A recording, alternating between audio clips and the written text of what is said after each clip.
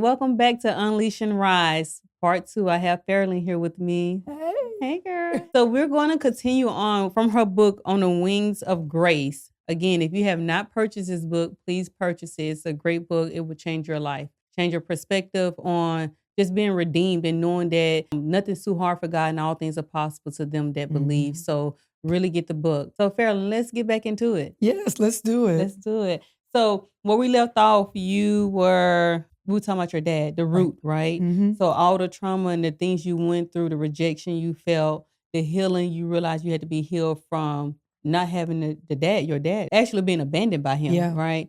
And in that story you told, just that feeling of rejection that he didn't even acknowledge you in that moment. He could have spoke or something. He could have did something. He could have winked the eye. He just kept going. He kept going. Put the kids in the car and slammed the door. Yeah. But God. But God. Yeah. So from that, with your dad and the rejection you felt, so tell us about how it went with your relationships, like your intimate relationships. Yeah. So I think it wasn't until I, of course, got married the first time and realizing cycles that continued to surface. And it was more so of me not knowing how to act, react, or have that baseline understanding of a relationship. So I think for me, it was understanding that I didn't know how to love. I didn't know how to be loved, but it was because I had such a broken perspective about a man. Although I had my uncles that were in my life, having a consistent father figure or male figure was not something that I necessarily had. So just seeing some of those broken patterns, like not understanding how to deal with conflict in my marriage. And I think it was understanding I couldn't deal with conflict because I never had the consistent voice of a man. So, and then it was a lot of being afraid to lose the relationship because I was so used to being abandoned in the relationship.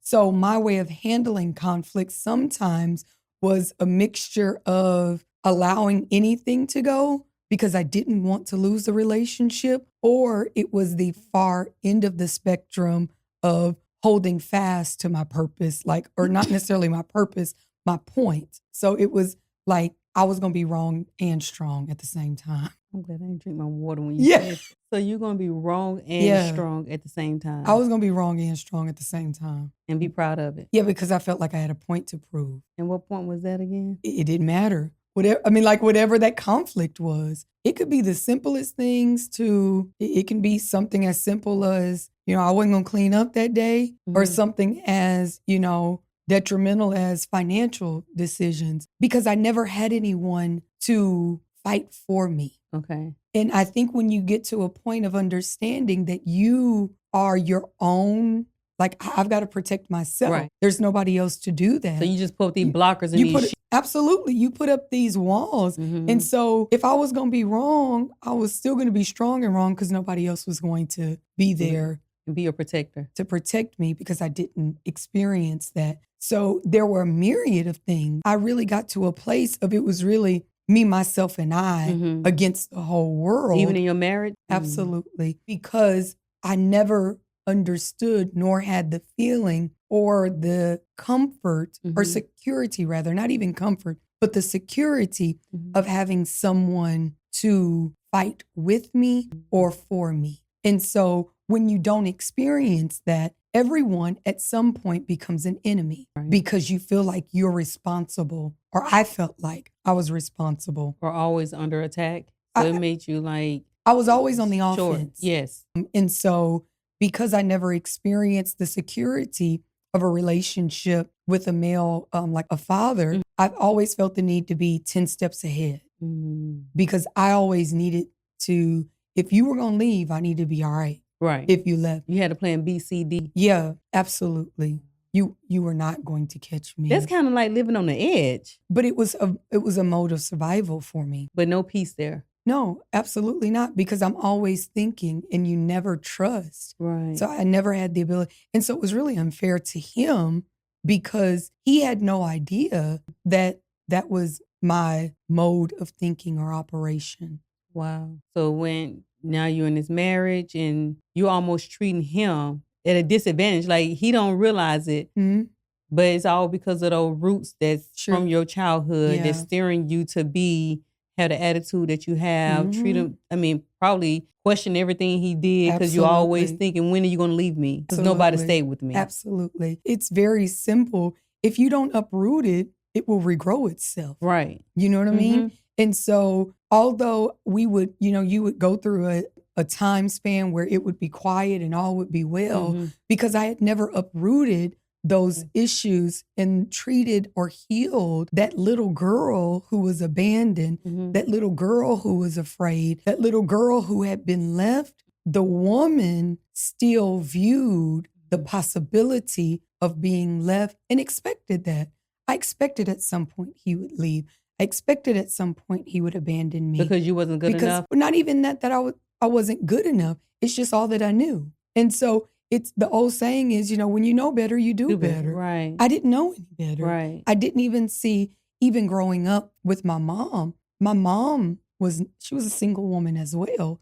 So I didn't see a healthy marriage mirrored in front of me. So it was my thought process, what I thought I knew, and from a mode of survival, what I had conjured up in my brain as to what I needed to do. So the safe side is you didn't have social media to influence you at all. Yeah. To at least help you out. Yeah, very much so. Safe, I would say, but that would be a side of social media that would probably have expanded my viewpoint, right? Possibly in a different way, because there was nothing else. There was nothing else that was coming in. The only thing that I had was my own thought process. Right. And when you leave yourself to your own thought processes, you leave yourself to build upon what could potentially be bad thinking, right? Which is what I had. It was really bad thinking, but there was nothing else to come to counteract that thinking. Right. And just a downward spiral. Yeah, it wasn't all bad, but a great deal of that. It was unhealthy. It was very unhealthy. Looking back with the proper healing, I should have never got married, first of all. But I think about how unfair it was to him to have to deal with that version of me. Wow.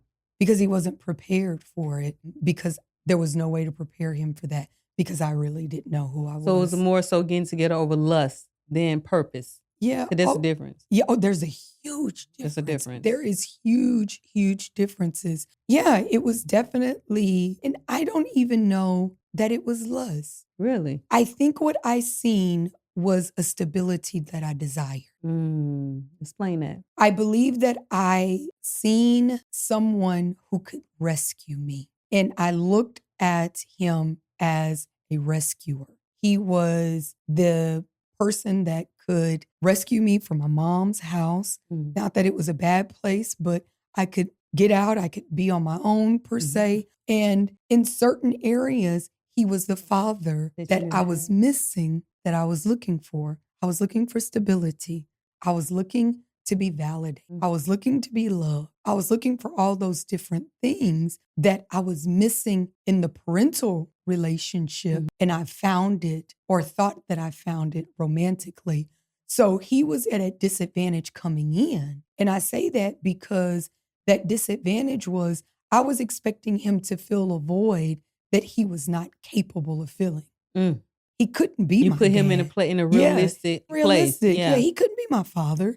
He couldn't be that to me. That was a heavy for him to carry too. An even heavier weight to carry when you don't know that's the expectation. Wow. So, you're putting unrealistic and unspoken expectations on somebody. And so it was doomed to fail from the onset, because I wasn't really looking for a husband. I was 17. Okay. I got married when I was 18 years old. I graduated in May. I got married in July. See, why we got the same story? Similar.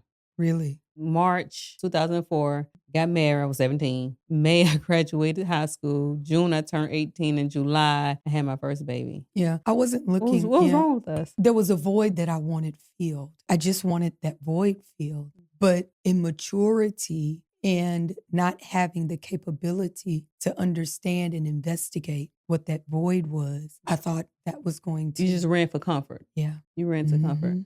And so from that unhealthy relationship, it didn't work out. I mean, it breeds toxicity. Right. Because regardless of what he would have done, no matter how good of a man, no matter how wonderful he was, what my daddy. And that's what I was searching. And until that little girl in you healed, it would have never prospered. It would have just... Yeah, he would have always fallen short because that wasn't his identity. So I was looking for him to be something to me that it was impossible for him to be. Yeah. Wow. And once that relationship ended, there was not immediate healing because it ended because he got deployed. It was in the Army. He got deployed. And because I was not used to being by myself, because I always, again, wanted the comfort, wanted the security, being alone was not good for me. So I just found somebody else. Yeah. Wow. And that's how I conceived my daughter. You know, it was, I had an adulteress,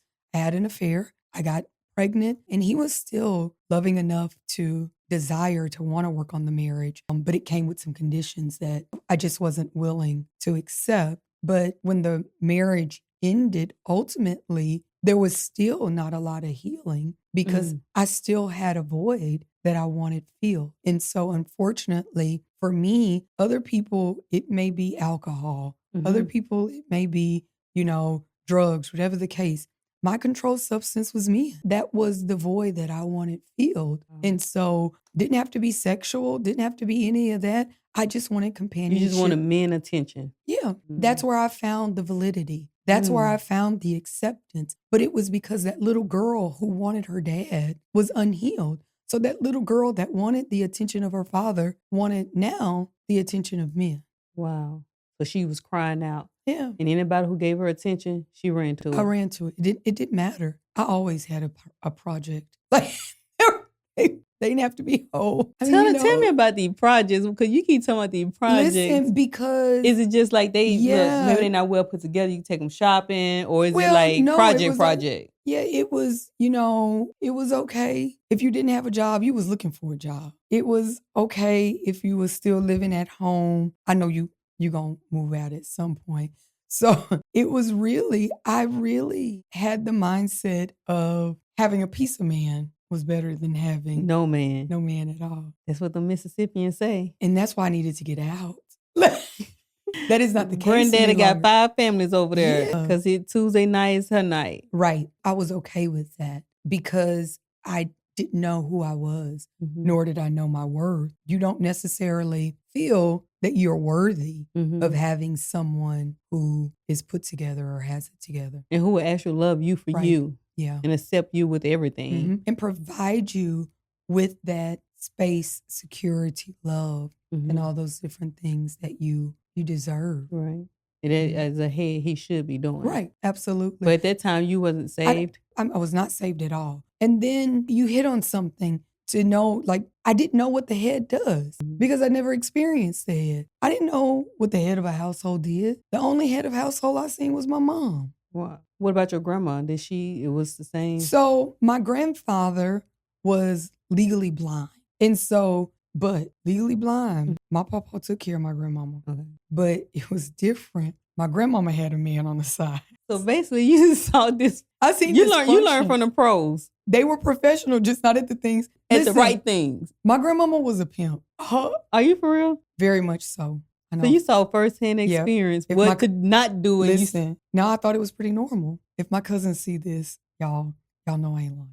Tell me the story. I want to hear it now. So my grandfather was legally blind. Like when I say legally blind, he was very much so blind. Okay. But my grandfather worked at a blind factory. They had a factory for the blind. And so every morning they would come and pick him up. Like they picked up all the, employees. I mean, they took him to the factory. He worked. My papa got paid on Fridays. They would take them to the bank. They would cash their checks and they would organize their money like in increments, like hundreds, 50s, 20s, whatever.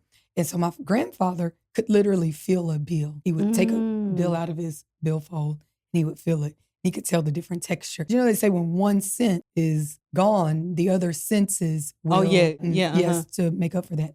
So anyway, so my papa really took care of my grandmother. Like he would come home on Friday and he would give her the whole check. That the Mississippi men do. The whole check. My papa did not play.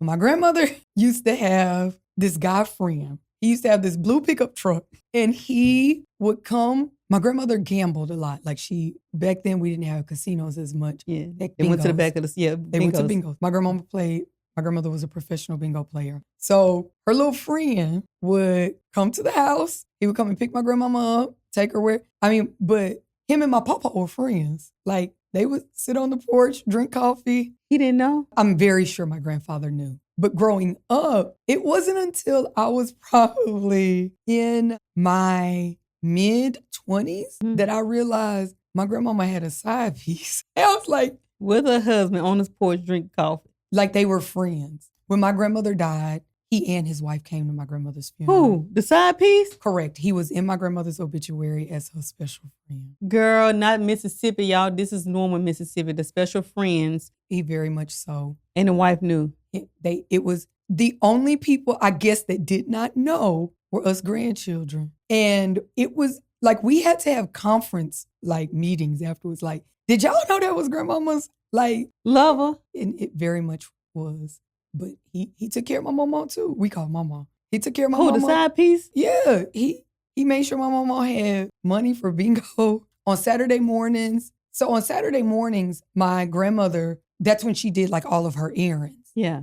We would go to Winn-Dixie, to go grocery shopping, Family Dollar, do whatever we needed to do. Yeah. Her special friend was the one that took us in the blue truck. I always got to ride with them. I was always with my grandmother. And so he would take us grocery shopping, doing whatever. I always got 2 strawberry donuts from Winn-Dixie in the morning. They would take me to McDonald's to get me a kid's meal, and we would ride around until I finished eating it. It was just pretty normal to us. But he made sure my grandmother got whatever.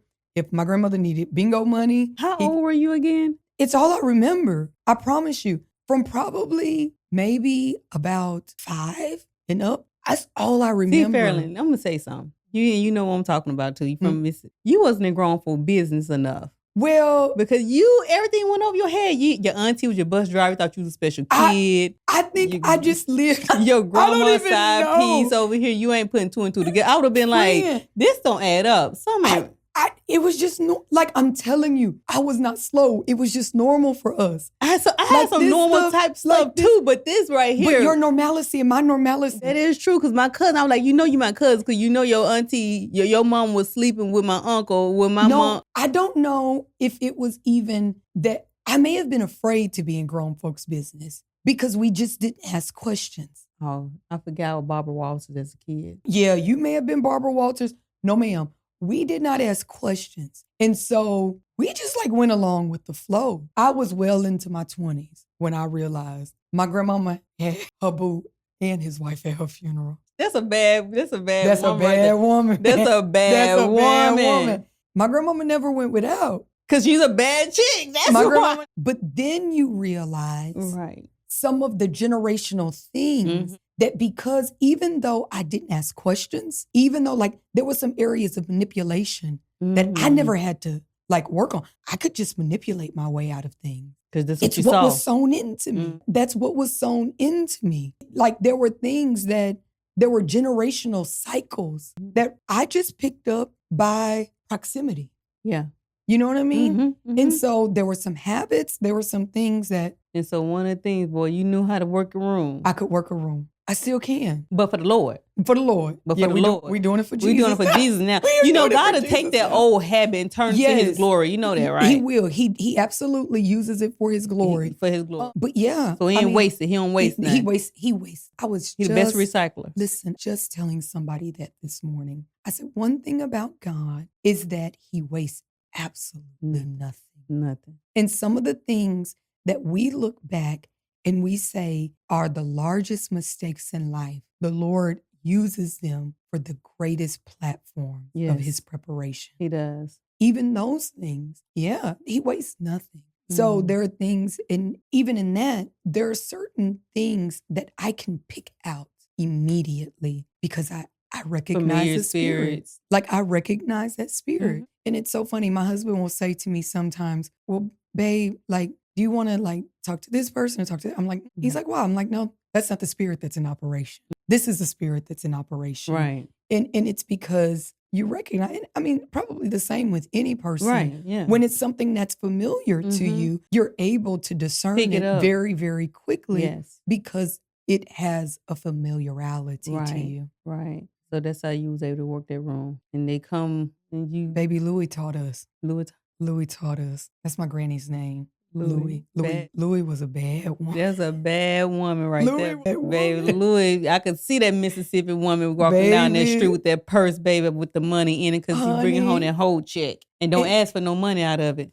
But let me tell you something. Louis may have had a piece on the side, but my papa's name is Buster, and we call him Buster. Buster was taken care of now. Oh, she gonna take care of Buster. Buster bring that check home. My papa had 3 good meals a day, a couple of snacks. Now, before she went out gallivanting, doing whatever home she was taken care of. Oh, Lord, let me get back in the spirit. Okay, sorry. I was about to say, you know, them old school women, they'll tell you home got to be taken care of first before you go and step out, but the new school don't know that. Yeah. My grandmama didn't play that. Yeah. Her house was clean. My papa was washed, ironed, laid out. For the next day. Yes. Breakfast was made, lunch, dinner. But they weren't going to stop up from that night shift. Correct. She did everything she needed to do. But my grandfather never, and so you would never catch me with a dirty house. Right. My husband is, now I ain't working no night shift, friend. I ain't working no night shift. But let me tell you something. Yeah. I was always taught to care for, my grandmother, my mom, their children and their homes were cared for. Yes. And so that's some good things. So sometimes we always look at our past thinking everything was just bad, but you got some good qualities out of it. How to cook, how to take care of your house, how to care for your man. Right. You know, how to be that woman for your household, that nurturer, right? Yeah. So I absolutely know and knew how. You can work a room, but you can go home and cook that meal. Make that cornbread from scratch. Well, no, I couldn't really do that, friend. I couldn't. And you Jiffy girl? Yeah, I still am. My heart just do dropped. not be too disappointed. I'm very disappointed that you're the Jiffy Mix queen. Correct, I do. Do you at least I do. do something? I'm gonna put a little honey. Yeah, I'm gonna dress it up. You gonna dress up a little bit? We work smarter, not harder. I'm not doing all that. You ain't getting the cornmeal, the flour, and the eggs and everything, not. buttermilk. Okay, before we move on, I just got to get this. What do you use to make your dressing? I do know I'm not making no Jiffy cornbread dressing now. Okay. Now, I'm not going that far now, friend. Okay. It's still a mix now. The Southern girl in me. Yes. You just screamed all the way. Do not back to Mississippi. No, yeah, I am gonna get the buttermilk mix, but I'm not gonna get no Jiffy now. I'm still not doing it from scratch. Now it took some years for me to learn how to cook. Now. Oh, so you wasn't a cook at first? No, ma'am. Oh, wow. No, ma'am. I had about good 5 meals in rotation. Spaghetti and chicken. Meatloaf. Meatloaf. But please don't take my meatloaf off. The meatloaf and the mashed potatoes. Meatloaf, Salisbury steak. They're about the same thing, just different gravy. It's it. Anything with meat, anything with that ground meat. That ground beef. Baby, take me a long way. And that meatloaf was 2 meals. It was either the brown gravy or the red gravy. That's what I'm saying, just the same. Yes. And chicken and rice. Yeah, I could do chicken and rice. That wasn't in the 5 though. But meatloaf, spaghetti, I can cook a mean chicken Alfredo now. From scratch or using the pack? I'm using the pack too. Friend, I'm not doing all that. I'm definitely... We can't get the sauce and then we I'm can't get the garlic. I'm definitely getting some ragu. I mean, times have gotten, we're more progressive. We're more progressive. We working and all this stuff. But I can do some heavy whipping cream and stuff for my Alfredo. It's not that I can't. You just choose not to. At this point. Back then I could. At all? No, ma'am. You couldn't find no good chicken, golden brown. Make homemade gravy. Do you even make homemade gravy? I do now. Okay. Don't do me like this, friend. I'm questioning. I was going to invite myself over to dinner one day, but I'm like, no. You safe now. Okay. You're safe now. I can really cook now. Okay. Because I was questioning all of it. Yeah, back then it was. Do you bake your macaroni? Do you add eggs to it? I do. Okay. I do eggs. I make my roux before I, do my little macaroni. Okay. I mean, I'm a little official now. Okay. I had to make sure. Yeah, I'm a little official now. We have our little way we do things. I mean, I can cook a mean Sunday meal now. Okay. I'm still not making the cornbread from scratch though. It tastes so good though. That Jiffy do too when you put the additives in it, like the extra stuff. They already got it. But no, I'm still using it. And now Jiffy done got good. They got a honey box. She got the buttermilk, the honey. She knows she got stock in Jiffy. Sponsorship. Please call us. Yes, immediately. But they got a honey box now. Not to be, just the honey box. Okay, so you use the honey box sometime too. So do you know how to make hot water cornbread? I do. Okay, do you ever make it? No. Well then. Now when Anna come to town, she may make some, but no ma'am. Who's that? Your my mom? Yeah. Maybe I need to come over when she come over. We can have some good Southern food. That's a safer bet. Living onions from scratch. Yeah. My mother-in-law. Like my mother-in-law. Really? So old school? Yes. Okay. She's from Georgia. Okay, so when I really, really desire to have like that home, that soul food that make you just take a nap. Yeah, she lived right around the corner. Okay. I just pull up. Not the greens that got the stems in them. No, or the glory greens. Now my mama grow her own greens. Anna. Yeah, Anna grow her. Yes, ma'am. She grow her own greens in the garden and cut them up. Man, that's not my ministry. That's not my grace. That's not your ministry at this point. Not my grace. Yeah, I understand. Not my grace. Now I will eat them, right? But that's not my grace. I'm not going out in the garden either. I help my girl pick them if I go home. I don't mind going out there helping her shell peas and stuff, but I'm not doing the gardening. Yeah, it's almost like doing that stuff from scratch. I ain't doing it. Nah. See, I'm a scratch girl because I get to control what's in it. If I can make it from scratch, if I got the energy, I will. That's a blessing. Yeah, I can control what's in it too. No, you can't. All that sauce and all the stuff in the sauce, girl, please. GMO, artificial, this coloring, all this stuff. I'm gonna leave it back. Girl, I thought you said GMA. I was like, that's Good Morning America. GMO, okay, genetically modified. Well, that's true. I made some macaroni before we get back on topic. I made some macaroni the other day, right? And then I'm gonna be honest, I didn't have all the stuff, so I just simply whip something together, right? I ain't have no heavy whipped cream or nothing. And so I told my daughter, I was like, oh, they're just non-GMO. So the next week, she said, Mom, this is nasty, disgusting. I'm throwing the whole thing away. She's like, I want GMO. So the next week, she's like, we want GMO, right. GMO macaroni. Because we need all that extra stuff in it too. She said the GMO tastes good. Right. It does. She's like, I don't want the fresh. But you know what? Before we get back on topic, but you know that GMO and stuff, it be addictive. No, that's why I've been trying to stay away from it. Like, get out your system. Once you got your system, then your taste bud change. That's how you can eat the food without GMO and gluten in it. I'm gonna trust you. I'm gonna trust you. I tried to give you some stuff one time, and you reverted back. Yeah, I'm with your baby. We want GMO. Yeah, want GMO. Yes, we want GMO. These noodles ain't the same noodles, right? Because who eats diet soul food? Now that is true. I have to give it to you. I had to get it to you. Yeah, that is like true. when I want comfort food, when I want soul food, I can make some cornbread from flour. I don't want that either. Like when I want soul, I have the thought process. I have the mind to be big bag. Oh. Yeah. It is my intention. You sound like my baby. Yeah. My intention that day is to be a big bag. Is to be a... You want all of it. I want all of it. The calories and nothing counts. Yes, Thanksgiving time, nothing counts. Yeah. No. Yeah. Like November through December, please don't be talking to me about. I'll give you to mid-November. But for that good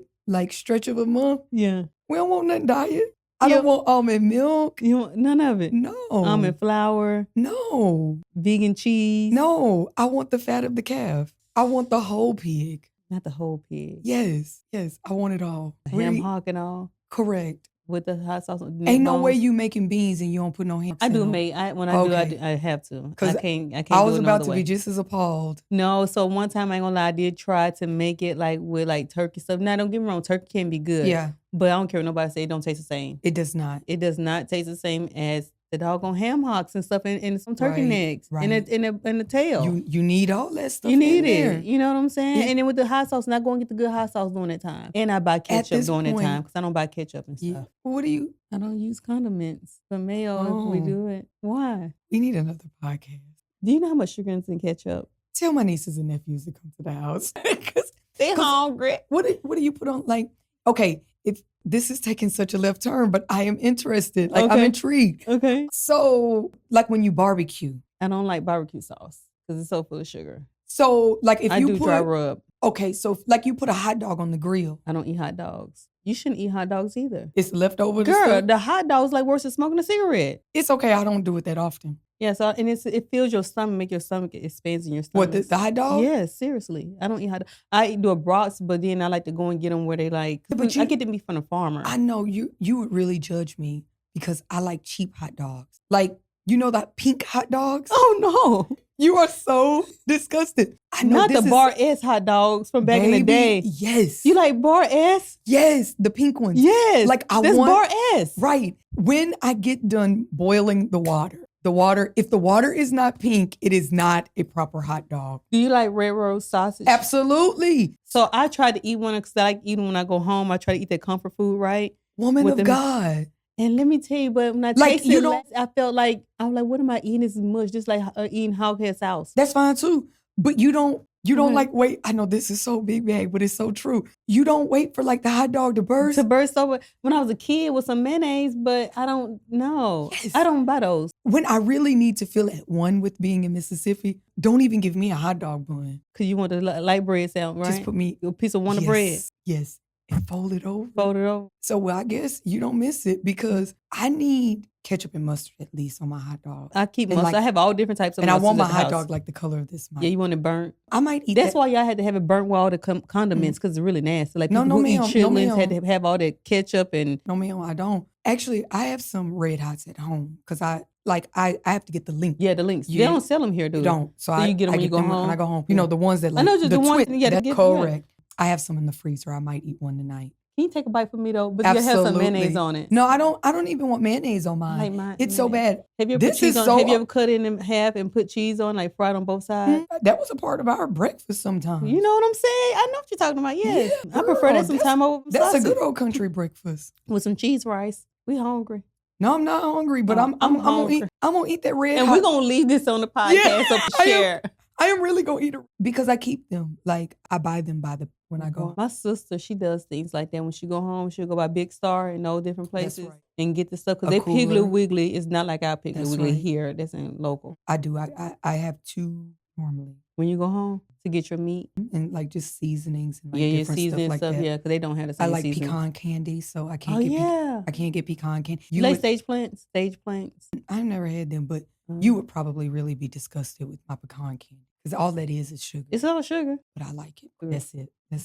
And you be eating it. Be stuck in your teeth sometimes, trying to get it out. I don't eat a lot of it though, so. Okay. I only get like 1 or 2 pieces. Because I just love turtles because my grandma had the little tin. I do. And she let you get one of the turtles out of it. Yes. And I didn't realize that till I was like, why do I love this candy so much? Mm-hmm. And I was addicted to them. And it because it reminded me of my childhood and my grandma giving us one. It was so comforting. Yes. Everybody get one piece of candy out the tin, and then at the tin will go to being her sewing kit or whatever it need to be, hair bow box. Yeah, friend, I do. I'm appalled though that you don't have no condiments. I mean, I have ranch dressing, mayonnaise, and mustard. But that's probably like organic and. Well, you know that ketchup. This is one brand of ketchup and stuff you can get. It don't have sugar in it, but it's an acquired taste. Like I don't drink soft drink. I just drink water. Like I'm a big water connoisseur, so people think I like bougie water, but I'm like, no, I don't drink soft drinks. So water has a taste to me. Yeah. Like I don't share that. Yeah, I don't drink sodas. Yeah. So you say sodas? I don't drink. Yeah. No, you say. Yeah, I drink.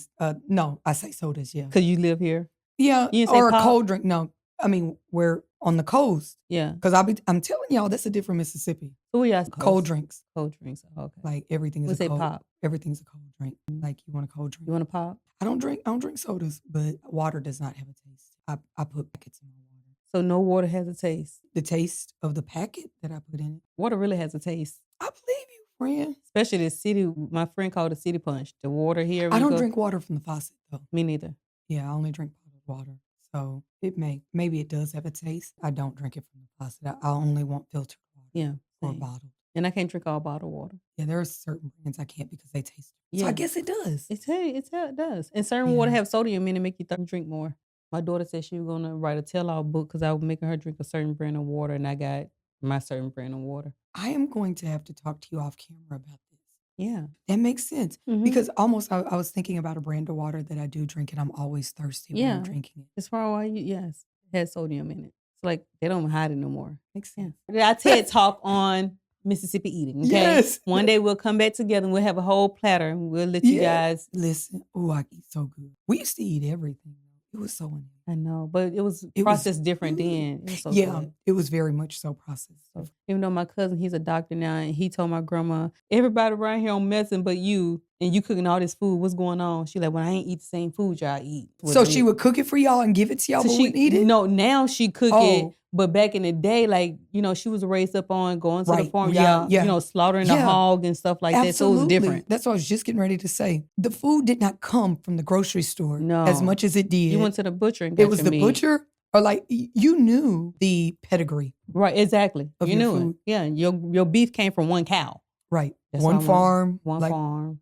yeah. With the eggs. You knew what they were feeding them. You knew it. It was a good time. It was a very good time. And it was so much cheaper too. And the rice, I could eat rice back then. I can't eat rice now. Why? Because of the it It inflames me. My whole body starts swelling. Oh man. Mm-hmm. I don't eat a lot of rice. But it used to be, you have rice for breakfast, lunch, or dinner back in my carb. Yes. Yes. Remember that? Rice and sugar and rice butter. and sugar. What you know about? Have you had rice, sugar, and cinnamon? Some good. That was for breakfast. And then, like, if we were really, really ratchet, sometimes we would toast white bread and put butter, cinnamon, and sugar on it. That is not ratchet. That is like a delicacy. Yes. I thought we had to do that because no, that's good. Or syrup sandwiches. No, I ain't no syrup sandwiches, but we would toast. That was put the butter, sugar, and cinnamon. That's really and we good. Would stir it up. We did that often. Yeah, that's when you put we didn't have toasters. You put the bread into the oven. Yeah, people don't know about it. It was a good time to be alive. A whole good time. It was a time Can't to go be back. alive. Yeah, it was a time to be alive. Whole time. Friend, but you're making much better eating choices. I still use condoms. I'm gonna let you go. If you got the smother and condiments, like you taking away from the flavor of it. It adds. So when I first started my weight loss journey years ago, I realized like how much carbs and calories was in sauces, and it really turned me away from it. Like if you take out just the sauce alone, you'll see a difference in your whole body. I'm gonna have to find a different way. I'm gonna have to find a different. You can't do it. When you go, you got to have that sweet and sour sauce and everything. Yeah, I got to find a different way. I don't even eat fast food like that. I don't either.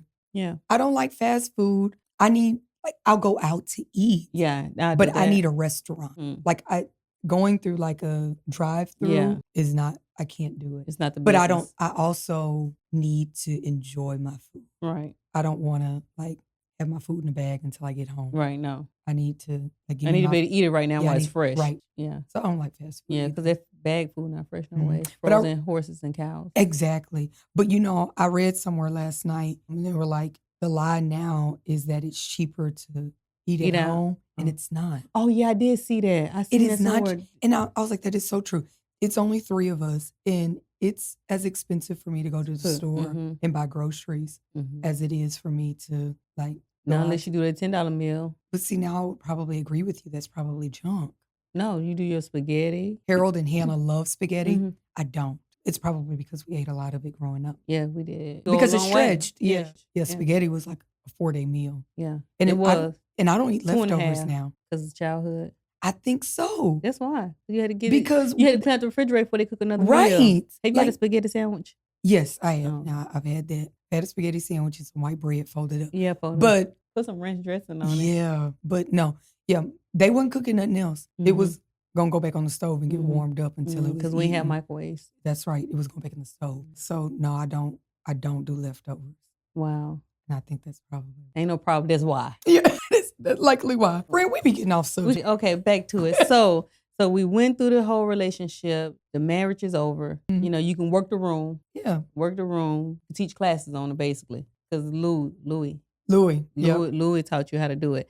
So from there, then did you ever get another serious relationship? No. So after Ayanna passed. Can you tell us about that? Yeah. So after, of course, my first husband and I separated, divorced due to me becoming pregnant with Ayanna. That relationship, of course, dissolved. It was get an abortion and we can move on, but I ain't raising nobody else's baby, which I understand. I never faulted him for that. Never had an issue with that. But there was a crossroads where I knew I couldn't abort my daughter. I think I wrote about it in the book. I recall being on the way to get an abortion because while I wanted the marriage to work, I didn't want it more than I wanted my children. And again, I think that goes back to that's how I was raised. We were always well taken care of. I always see my grandmother take care of her children.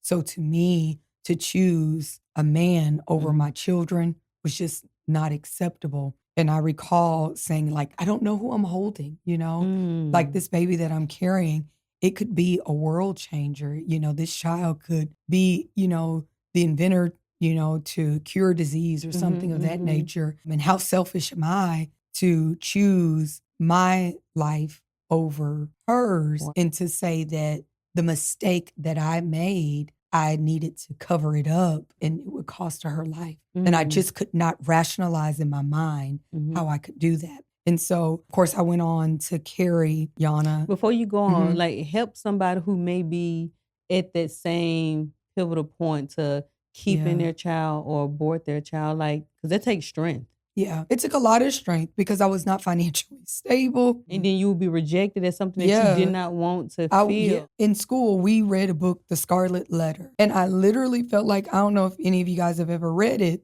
but the girl in the book who had the affair, they made her go into the town square, put a letter on her chest, and people had to walk by and they were able to identify her sin because they made her wear her sin. And I realized that Ayanna was going to almost be that scarlet letter for me. Like she would be the constant reminder of my sin, of what had happened. But ultimately, I felt like her life should not be penalized because of my mistake. And so for me, it was understanding that what I could not project my mistake on her innocence.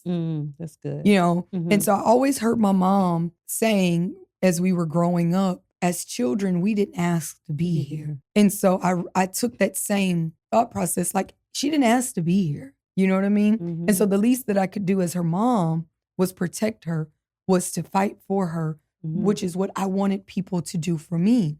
And so you get to a point where you begin to do the very thing that you want people to do for you. Right. And so I wanted people to fight for me. And so I realized that that was my responsibility to fight for her. And I just didn't want to bear the cross of killing my baby. And for someone out there who may have done that, it's not, of course, the end of the world.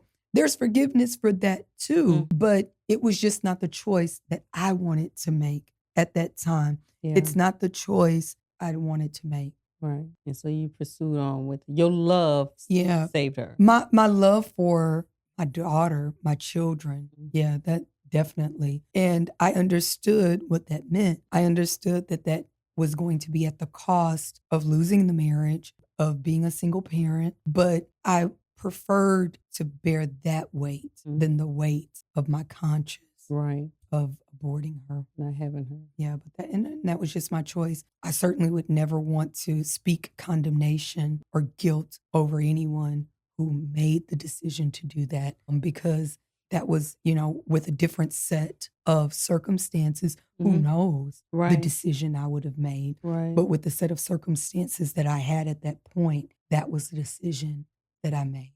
Right. Yeah. Wow. And it took courage and strength. Yeah, absolutely. Because I didn't know how I was going to feed them kids. One way or another. Literally. He was in the military. At least I knew I had to check on the 1st and the 15th. Exactly. The child support was coming, regardless. I mean, so it was giving up a lot. I felt like that was the best thing and only thing that I could do. Wow. That's amazing. And somebody will help with that. I pray so. Yeah. You have to, those babies, they deserve a chance. Right. And I just felt like she deserved a chance. And I didn't know at that time that her purpose was to save her mom. Explain and that. So Ayanna, although, Ayanna only had 7 months on earth, I say now her life saved her mom's life. Wow. It was the loss of my daughter that made me do the work. It was her loss that caused me to live. So her life halted some cycles. Because I don't know if I would not have experienced such a traumatic loss, if it would have turned me. But it turned me. Turned your heart and everything. It turned the entire trajectory of my life. It made me do the healing. It made me, when I had my oldest, I knew that there were some areas there, but I was okay to walk limping. When she passed, there was a point that it was like, I can't even limp through this. So you had her and everything, then she passed. Because so people were like, okay, you still carried through. I carried her, and the gentleman that I had the affair with, whom I got pregnant by, whom we had a child together, At 7 months, he committed suicide and then murdered her as well. So murdered her and committed suicide. Mm.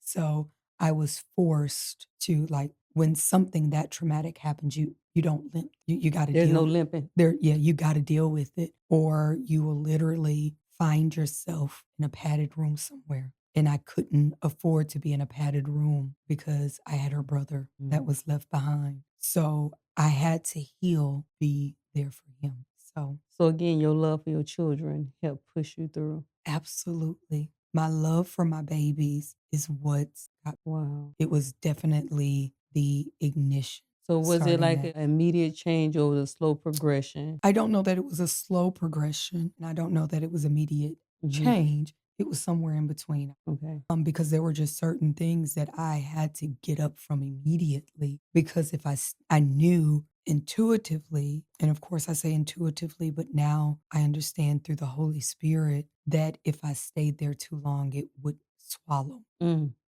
And so some things I knew. Remember when the chaplain came to. So your daughter saved you. Yeah, absolutely. I say now that her life was the catalyst that saved my life. I don't know that I would have ever gotten to a point that enough was enough Mm. that would have made me do the work. I mean, we notice a lot of things, Right. but to get to a point where enough is enough for you to change, I don't Mhm. know that there would have ever been a point for me. So her life Wow. literally was the catalyst to save mine. That made you really look at the person in the mirror and say, "Hey, I got to do something." Absolutely. Yeah. It's a different type of pain to look at a casket and see your lifeless child Mm. and battle with the mindset that she's there because of my decisions. And so in that, it was like you had to learn how to forgive yourself. Oh my God, yes. That was the biggest warfare that the enemy waged against me after her death was the guilt that her death was my fault. So that's how you felt. Absolutely. As I stated, one of the hardest things was to look at her lifeless body Mhm. and feel like she was in that place because of the decisions that I made. Because I was not healed, I needed companionship. Mm. Because I was not healed, I accepted less than what I deserved. Because I was not healed, I entered into a relationship that I knew I had no business being in, but because I needed companionship. Wow. I needed a man. I needed somebody. And that was a different type of warfare Mm. to deal with. And so it forced me to get to a point where are you going to heal Mhm. or are you going to drown in this place? And so I had to. Her life literally was the catalyst for me waking up and doing something about it. Wow, because you weren't gonna let her life be in vain. Yeah. Again, the love for my children Mhm. was enough for me to say, I can't let you be just a statistic. Something has to come from this. And the best thing that can come from this is your mom making you proud. And the Mm. best way that I can make you proud is to make sure that I never recycle the cycle. Wow. Because if I don't, it'll just be a different clown or the same clown with different makeup. Right. I would have just found another man Right. that looked different. Same It attributes. same clown, different makeup. And so from that point, you entered counseling. Did you like Yeah, of course, both my son and I had to enter counseling. I not only did I enter counseling, but that's when I got saved for real. for real? I Yes, mean, Holy Ghost filled. absolutely. I remember I was always raised in church. I remember the chaplain coming to make the death notification. It's at work, and I remember the chaplain coming up, and they shut the office. It's a short Korean man, and I recall him making the notification, and the next thing that came out of my mouth, I remember saying to God, God, I don't know how to do this. Mhm. You're going to have to help. And from that moment forward, I literally clinged to the hand of God Mm. because I knew that I had nothing in me that was going, like, my grandmother could teach me how to work a room. Mhm. My mom could teach me how to take care of my children, Mm-hmm. nobody could teach me the walk of burying a child. Nobody had the blueprint for that for me. And so it was a journey I had to take the hand of God on. And God did not cause it. Mm-hmm. God didn't cause him to kill my daughter, but he used it. Mm. And it was what he used to teach me how to hold on. He didn't cause it, but I firmly believe that he used it for his glory. Right. And for your life and your son's life. Absolutely. Yeah. Wow. Mm-hmm. And then through the counseling, through you and your son, then you was able to forgive yourself. Yeah. And see a different perspective, because I'm quite sure at that time you didn't have the same perspective. I did not. And so counseling caused me to see the root of some of that stuff. It caused me to see, why did I choose the men that I chose? Why, did I have a need for validation? Why did I have a need for acceptance? Why was a project always good for me? So it helped me to do the soul searching and, yes, unpacking of that stuff. And once you understand, because the cycles in our life aren't just by happenstance. They come from somewhere. Right. Like you've picked them up along the way somewhere. Right. Either, it's through familiar things, from your family, from your environment. You've picked them up somewhere. Right. It was then digging, and that was very painful for me. Like that was very, very painful, because you understand, like, some of the things I blamed myself for weren't even my fault. Wow. I was literally, some of that was just a product of my environment. And so it's all you knew. It was all I knew.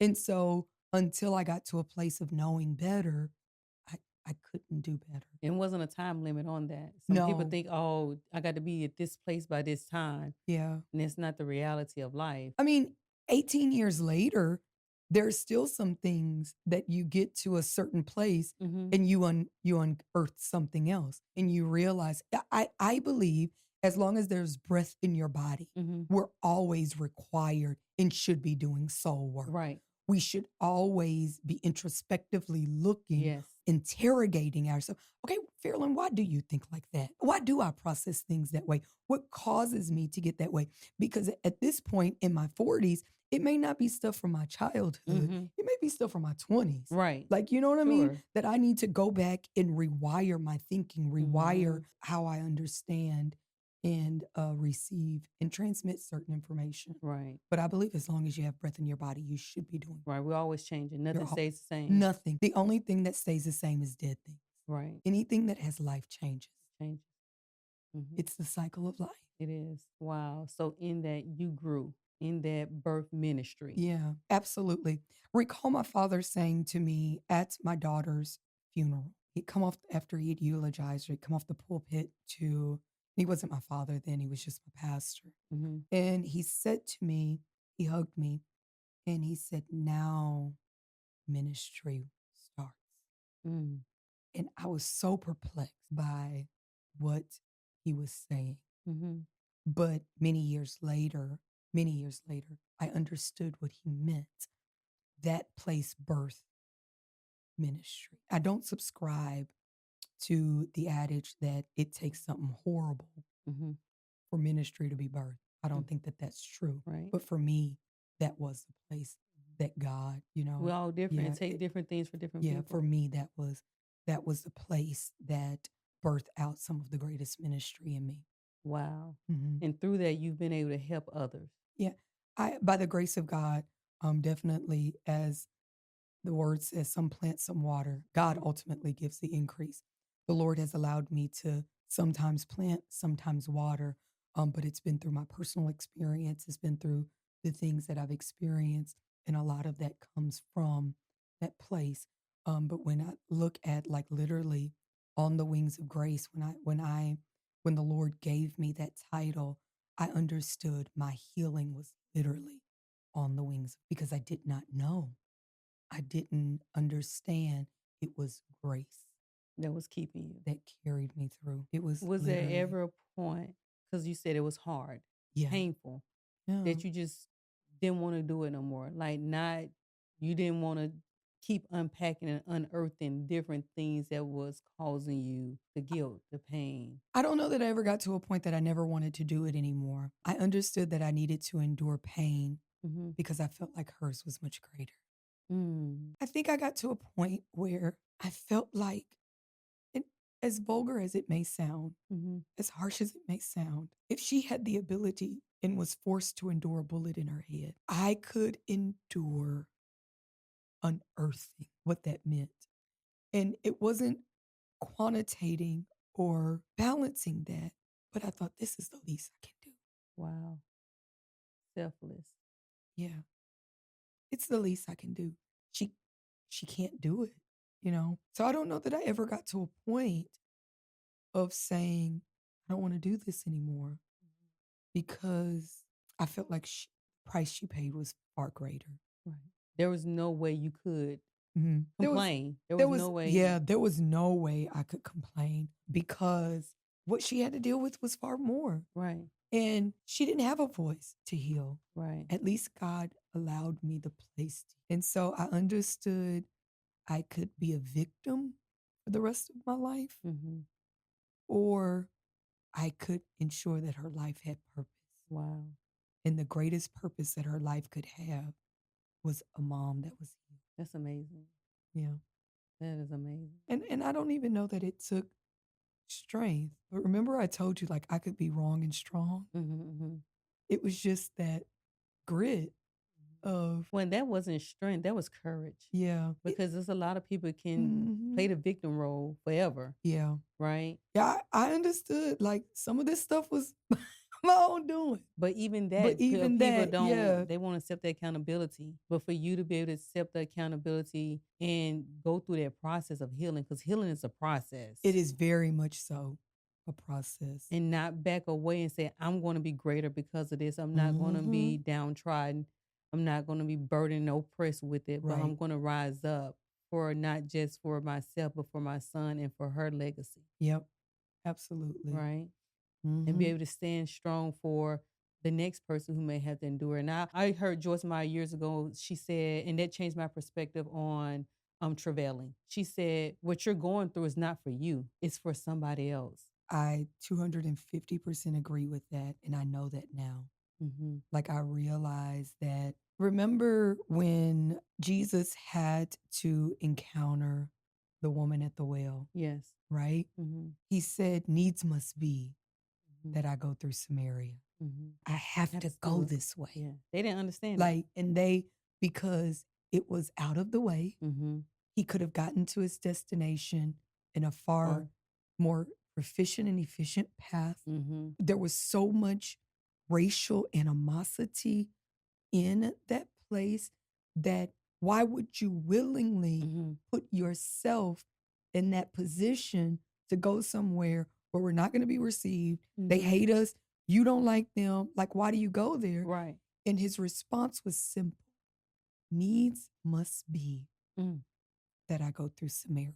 And years later, that's my Samaria experience. Like, needs must be, Fairlen, that you go through Samaria. It's not necessarily for you, but through that, I'm going to help you. It still had benefit for me. It still healed me. It still gave me, but ultimately, it was so that I could then reach back to help others. But yeah. Wow. Yeah. Because I feel like God could have probably got me here in a different way, a far less traumatic way. Right, right. Lord, you got them all. Right. Like, surely that was less traumatic. With Jesus, hey, there'd be any other way. Yeah. Nevertheless. Listen, that nevertheless. That never would change your life. That's a surrender. Nevertheless. Not my will, but yours. But your will be done. And when you get to a place spiritually that your answer is nevertheless, God, I don't like this. This doesn't feel good. It's not comfortable. It's not, like, this hurts a lot, but nevertheless.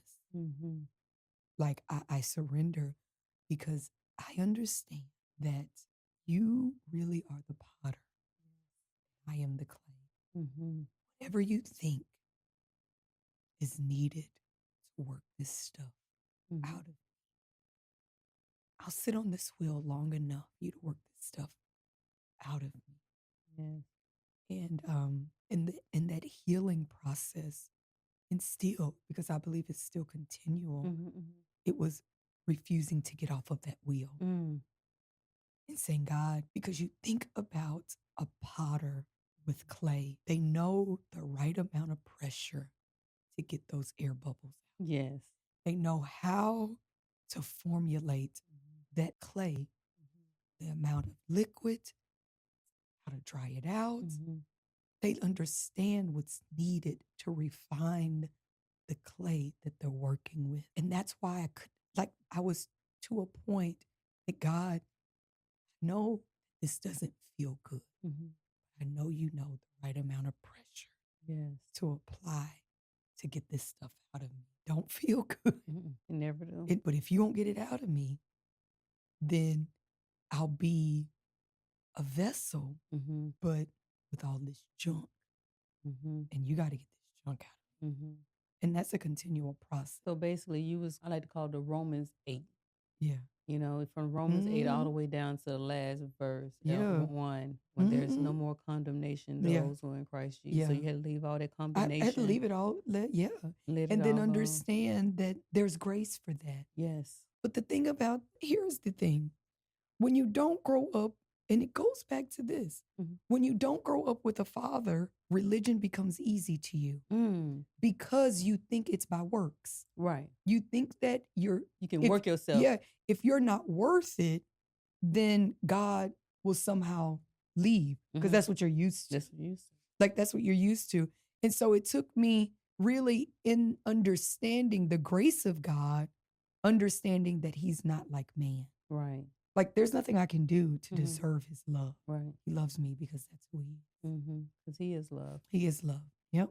Wow. He is love. But I'm grateful because through it all, he really helped me to understand that. And later on in life, the Lord provided me with an earthly father. When I married my husband, his father became like he was more than a father-in-law to me. And so God used him in the earth realm to really help me to heal that daddy wound. And so as a 42-year-old woman now, I don't have daddy issues because I know my earthly father, and more importantly, I know who my heavenly father is.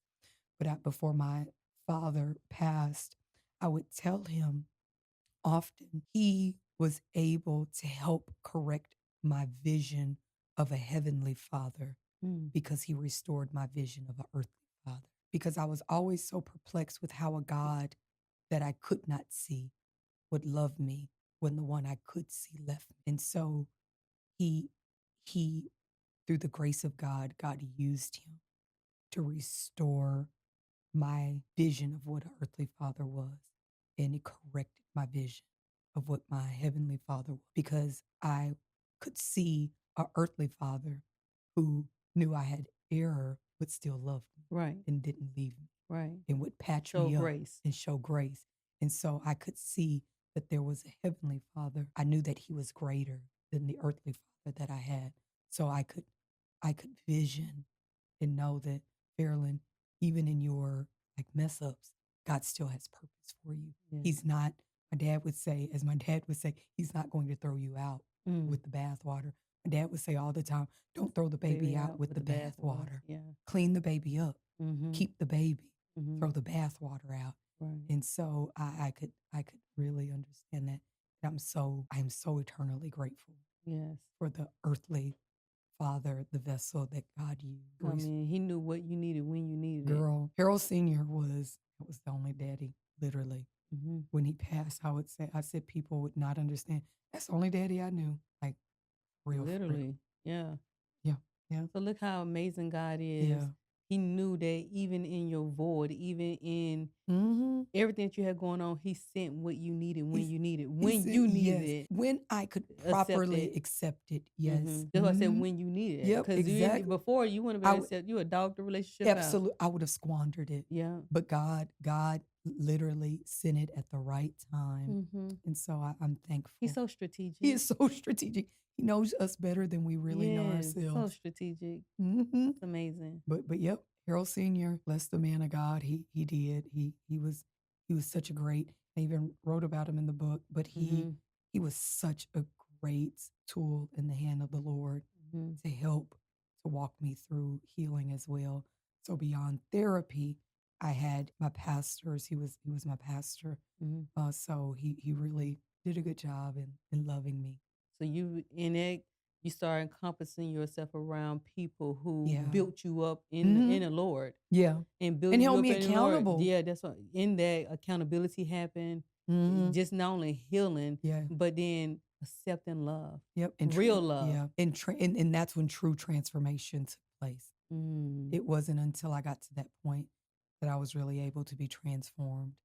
Yeah. And so experience that real love. Was it scary at the beginning? Yes, it was foreign. Like you just wait. And it was funny. My dad would often tell me, he would say to me, he said, I'm not leaving. I ain't going nowhere. And he would tell me about myself, love on me, and he would let me know, Wow. I know, but I'll be here. And it really, it did.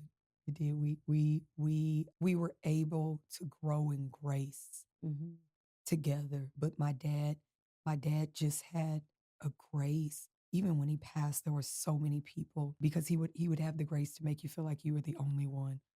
Wow. So many stories I heard of men and women who did not have fathers, who were fatherless, and they said it was because of him. But that was just one of the graces that the Lord used him in. So yeah, I'm grateful. Praise God. Praise God. Yeah. This is a powerful story. This book is amazing. Thank you. Powerful story of just coming up from nothing, right? Yeah. And being fulfilled, not in yourself, not in a man. Yeah.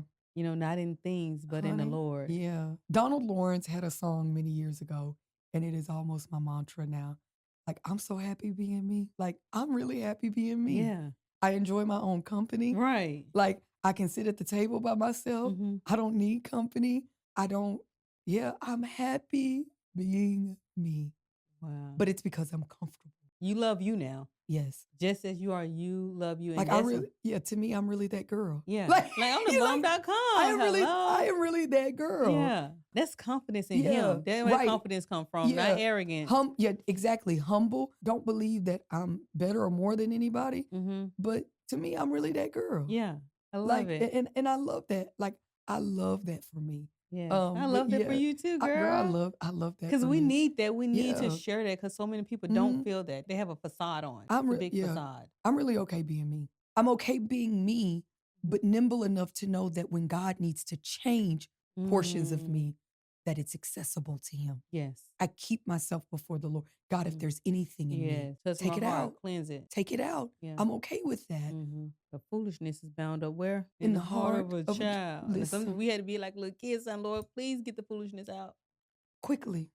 But I'm okay with me. I'm okay with God using every part of me. And that's one thing that this book really helped me. I'm okay with telling my story, the good, the bad, the ugly, and in between, because I'm not bound by it any longer. It doesn't, that's not my identity. It don't define you. Yeah, that's not who I am. But it was what God used to launch me into purpose. It's okay that you know that I had an affair and I had a child out of that affair. It's okay that you know that I dealt with all these insecurities. You know where I was. You have no idea about my current address. And so I'm okay. Somebody asked me, how are you okay with just telling everybody that? Because it's not who I am anymore.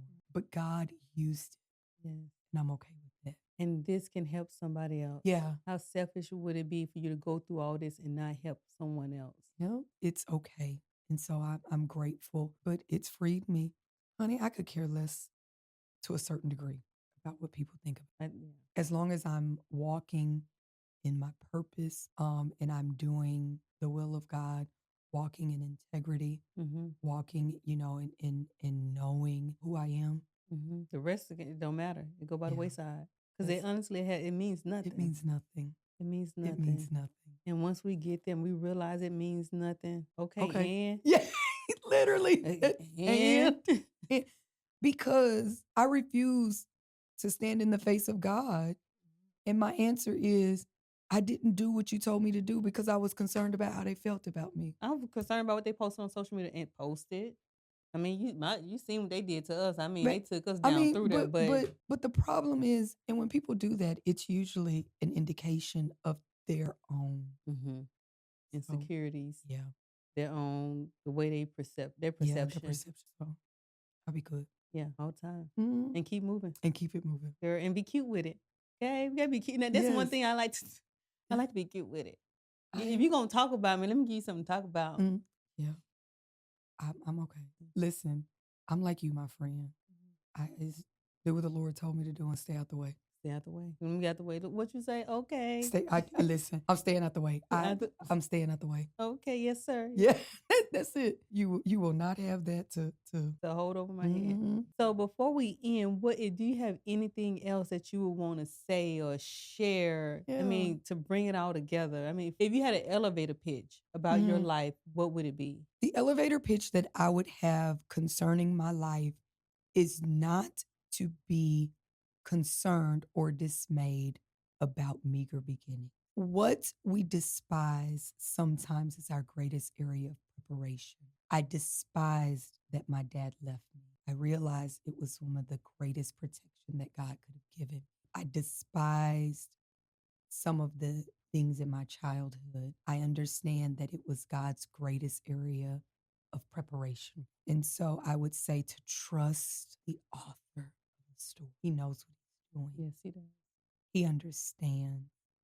And not only does he understand, but he has purpose. One of my favorite preachers, Apostle Joshua Smith, was here and he said something and it resonated with me. I don't care how far you try to run from purpose, you'll end up running right back into it. And so I would say, don't run from purpose, surrender to it, and allow God to do what he desires to do. Wow. And we're all the better for it. We're all the better for it. So you partner with God. Yeah. And he took your he forced my hand a little bit, but I did partner. At least you keep it real. Yeah, some of this stuff wasn't willing. It was you gonna do it or you gonna do it. You gonna do it. You ain't got no choice. Yeah. Yeah. So absolutely partnered with God for him to get the glory. Get to be glorified in all things. Yeah. I love it. I love it. I do too. I love it. And to our audience out there, if you have any questions for Fairlen, any questions for me, more question about her book On the Wings of Grace, please comment, send us messages, DM. You can find Fairlen on Facebook under Fairlen Browning. Her inbox is open. Are you on Instagram? I'm on Instagram, but y'all, my 40s is catching up with me. I'm not Instagram savvy. Hit me on Facebook. No. Hit on Facebook, okay? Because I had to hit on Facebook too. Hit me on Facebook. No. So Facebook, Fairlen Browning. Just filling her name, you will see it here in the caption. So again, contact us. If you are going through any of this stuff that we discussed in the part 1 and part 2, you're not alone. We're here for you. Absolutely. Each one, reach one. Iron sharpens iron, and we're here to help you along your journey. So don't forget that. Until next time, always remember to unleash and rise. See you later. See you later. Bye.